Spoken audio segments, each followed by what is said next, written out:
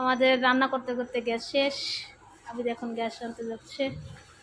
এই গ্যাস নিয়ে আসলে কিন্তু আমার ডাইকো নতুন ক্যাপ সিস্টেম। বোতলটা তো নতুন। নতুন বোতল দেখে আনছো, চেক করো। তো আমি এখানে দুধ কিন্তু গরম দিয়ে দিয়েছি। আর এই দেখেন, এটা হচ্ছে গ্যাস সেফটি। কোনো কারণে গ্যাস লিক হলে এখান থেকে অটোমেটিক বন্ধ হয়ে যাবে।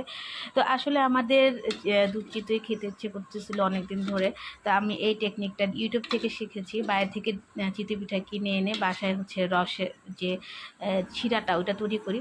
এদিকে হচ্ছে আমরা বাসায় এসে দেখেছিলাম আমাদের ফ্রিজে সব একেবারে পানি টানি করে অবস্থা খারাপ, সেটা আর মোছা হয়নি। আবিদ এখন মুছলো।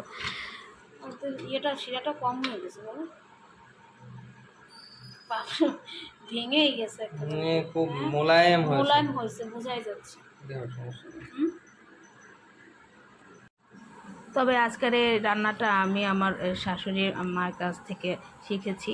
তো বেশ ভালোই হয়েছিল, তবে রসটা একটু কম হয়ে গিয়েছিল। তবে সব মিলিয়ে আলহামদুলিল্লাহ।